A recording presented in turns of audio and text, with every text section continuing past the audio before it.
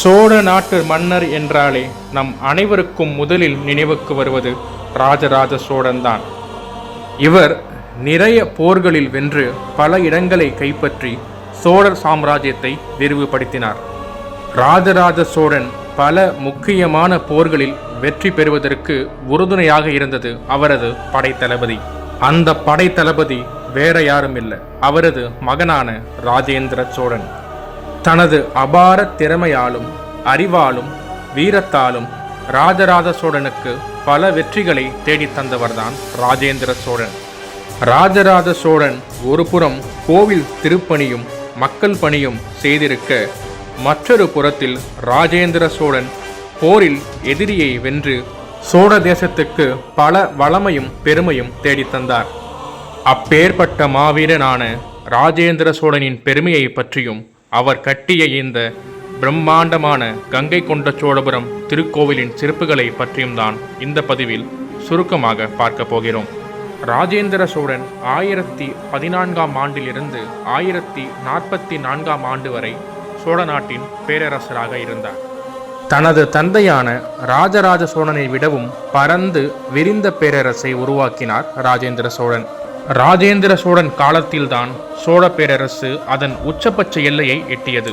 சொல்லப்போனால் இந்திய பெருங்கடலில் சோழர்களின் ஆதிக்கம் நிலவியதால் அது சோழர்களின் ஏரி என்று அழைக்கப்படும் நிலைக்கு உயர்ந்தது. ராஜேந்திர சோழன் தனது ஆட்சி காலத்தில் சோழர் சாம்ராஜ்யத்தின் கடற்படையை மிகவும் வலிமைப்படுத்தினார். அவர் நிலப்பரப்பை மட்டும் வென்றவர் அல்ல, தனது மிகுந்த வலிமை பெற்ற கடற்படையினால் தென்கிழக்கு ஆசிய நாடுகளை வென்ற முதல் இந்திய மன்னரும் இவர்தான். இன்றைய இந்தோனேஷியா, மலேசியா மற்றும் தாய்லாந்தின் சில பகுதிகள் உள்ளடக்கிய விஜய பேரரசை வென்றதால் ராஜேந்திர சோழனுக்கு கடாரம் கொன்றான் என்ற பட்டமும் கிடைத்தது. வட இந்தியா மீதும் படையெடுத்து கங்கை வரை சென்று வெற்றி பெற்றதால் இவருக்கு கங்கை கொண்டான் என்ற பட்டமும் கிடைத்தது. தான் வென்ற வட இந்திய மன்னர்கள் மூலம் கங்கை நீரை எடுத்து வரச் செய்து அதை ஒரு பெரிய ஏரியில் ஊற்றினார் ராஜேந்திர சோழன். அந்த ஏரியின் பெயர்தான் சோழகங்கம். இதன் மூலம் கங்கையை தெற்கிற்கு கொண்டு வந்த பெருமையை பெற்ற ராஜேந்திர சோழன் இந்த புனிதமான நீர் இருக்கும் இந்த சோழகங்கம் அமைந்திருக்கும் பகுதியில்தான் தனது அரியணை இருக்க வேண்டும் என்று விரும்பினார். இதனால் கங்கை கொண்ட சோழபுரம் என்ற புதிய தலைநகரை உருவாக்கி அங்கு இந்த பிரம்மாண்டமான கங்கை கொண்ட சோழீஸ்வரர் என்ற திருக்கோவிலையும் கட்டினார். அதாவது ராஜேந்திர சோழன் ஆட்சிக்கு வந்த பிறகு 10 ஆண்டுகள் கழித்துதான் தஞ்சாவூரில் இருந்து கங்கை கொண்ட சோழபுரமாக சோழர்களின் தலைநகரம் மாற்றப்பட்டது. பாதுகாப்பு ரீதியாகவும் நிர்வாகம் ரீதியாகவும் வணிக ரீதியாகவும் கங்கை கொண்ட சோழபுரம் நல்ல இடமாகவே சோழர்களுக்கு அமைந்தது. தனது தந்தையான ராஜராஜ சோழன் கட்டிய தஞ்சை பெரிய கோவிலை போலவே வடிவமைக்கப்பட்டதுதான் இந்த கங்கை கொண்ட சோழீஸ்வரர் திருக்கோவிலும். தஞ்சை பெரிய கோவில் மிகவும் கம்பீரமாக ஆண்மையின் அடையாளமாக தெரியும். ஆனால் இந்த கங்கை கொண்ட சோழபுரம் தஞ்சை கோவிலின் பெண் வடிவம் என்று வரலாற்று ஆய்வாளர்கள் கூறுகின்றனர். பெற்றோர் 8 அடி பாய்ந்தால் பிள்ளை 16 அடி பாயும் என்று சொல்வார்கள். அதற்கேற்ப தந்தையார் கட்டிய தஞ்சை பெரிய கோவிலை காட்டிலும் இங்குள்ள சிற்பங்களின் கலைநுட்பங்கள் மிகவும் சிறப்பாக உள்ளது. இக்கோவிலின் கருவறையில் உள்ள லிங்கம் மிகவும் பிரம்மாண்டமானது. இது சுமார் 13.5 அடி உயரமும் 60 அடி சுற்றளவும் கொண்டது. தஞ்சை பெருவுடையாரின் உயரத்தை விட 1.5 அடி உயரமாக இந்த லிங்கம் திகழ்கிறது. விண்ணை தொடும் அளவிற்கு தனது பெருமை இருந்தாலும் எவ்வளவு உயரத்திற்கு சென்றாலும் தந்தையை மறக்கக்கூடாது என்ற காரணத்தினாலும் என்னமோ இந்த கோவிலின் விமானம் தஞ்சை பெரிய கோவிலை விட சற்று குறைவாகவே உள்ளது. தஞ்சை பெரிய கோவிலின் விமானத்தின் உயரம் 216 அடி. கங்கை கொண்ட சோழபுரம் விமானத்தின் உயரம் 180 அடி. இந்த கோவிலின் கருவறையில் உள்ள லிங்கம் நிறுவப்பட்டுள்ள பீடத்தின் அடியில் சந்திரகாந்தக்கல் பதிக்கப்பட்டுள்ளது. இது கோடை காலத்தில் வெப்பத்தை குறைத்து கருவறையை குளிர்ச்சியாகவும் குளிர்காலத்தில் இதமான வெப்பமாகவும் வைத்திருக்க உதவும் ஒரு தொழில்நுட்பம் என்று சொல்லப்படுகிறது. இந்த கோவிலின் துவார பாலகர்களும் மிகவும் பிரம்மாண்டமாக உள்ளனர். ஒரு யானையை பாம்பு முழுங்குவது போல் வடிவமைக்கப்பட்டுள்ளது என்றால் அந்த பாம்பின் வலிமை எவ்வளவு இருக்கும்?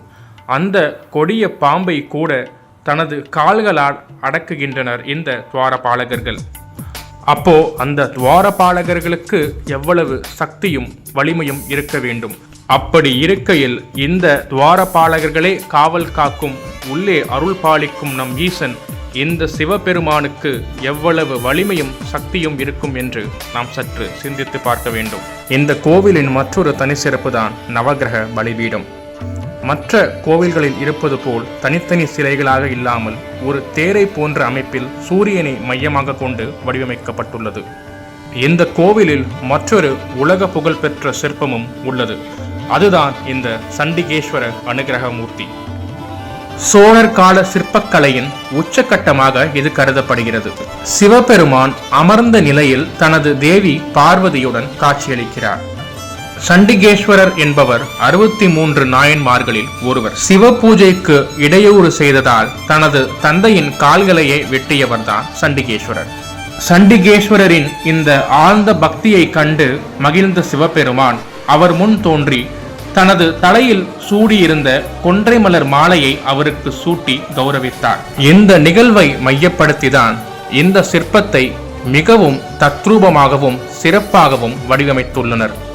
சிவனின் கனிவான பார்வையும் சண்டிகேஸ்வரரின் அடக்கமான நிலையும் பார்ப்பவரை வியக்க வைக்கிறது. சில வரலாற்றாய்வாளர்கள் இதில் மாலை பெறும் சண்டிகேஸ்வரராக ராஜேந்திர சோழனே தன்னை சித்தரித்து கொண்டதாக கருதுகின்றனர்.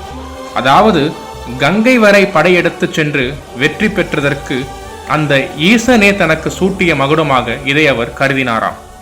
நீங்கள் இந்த கோவிலுக்கு செல்லும் போது இந்த சிற்பக்கலையின் சிறப்பை ரசிக்க மறந்துவிடாதீர்கள். கிட்டத்தட்ட 1000 ஆண்டுகள் பழமையான இந்த பிரம்மாண்ட கோவிலை முழுமையாக கட்டி முடிக்க ராஜேந்திர சோழனுக்கு 10 ஆண்டுகள் தேவைப்பட்டதாம். 1025ஆம் ஆண்டில் தொடங்கி 1034 அல்லது 35ஆம் ஆண்டில்தான் இந்த கோவிலின் கட்டுமான பணிகள் முழுமையாக நிறைவடைந்திருக்கலாம் என்று கருதப்படுகிறது. யுனெஸ்கோ உலக பாரம்பரிய சின்னங்களில் இந்த கோவிலும் இடம்பெற்றுள்ளது. இந்த கோவிலின் சில பகுதிகள் சோழர் ஆட்சிக்கு பிறகு வந்த சில மன்னர்களும் ஆங்கிலேயர்களும் அடித்துவிட்டதாக சொல்லப்படுகிறது. சில பகுதிகள் அழிந்த போதிலும் இந்த கோவிலின் பிரம்மாண்டத்தை விவரிக்க வார்த்தைகளே இல்லை. உலக வரலாற்றிலேயே தனது ஆட்சி காலத்தில் அனைத்து போர்களிலும் வென்ற ஒரே மன்னர் என்றால் அது நம் ராஜேந்திர சோழன் மட்டும்தான். அப்பேற்பட்ட மாவீரனான 30க்கும் மேற்பட்ட நாடுகளை கைப்பற்றிய ராஜேந்திர சோழனால் கட்டப்பட்ட இந்த பிரம்மாண்டமான கங்கை கொண்ட சோழீஸ்வரர் திருக்கோவில் நம் தமிழனின் பெருமை மட்டுமல்ல, தமிழ்நாட்டின் பொக்கிஷமும் கூட. ராஜேந்திர சோழனின் பெருமையையும் இந்த பிரம்மாண்டமான கங்கை கொண்ட சோழீஸ்வரர் திருக்கோவிலின் பிரம்மாண்டத்தையும் யாராலும் மறுக்கவும் முடியாது, மறைக்கவும் முடியாது. சோழ நாட்டு மன்னரான, மன்னிக்கவும், இந்திய பெருங்கடலின் மன்னரான ராஜேந்திர சோழன் கட்டிய இந்த பிரம்மாண்ட கோவிலை வாழ்க்கையில் ஒரு முறையாவது சென்று ரசிக்க வேண்டும். அடுத்த பதிவில் மற்றொரு சிறப்பான கோவிலை பற்றி தெரிந்து கொள்வோம். சேனலை சப்ஸ்கிரைப் பண்ணி வச்சுக்கோங்க. நன்றி.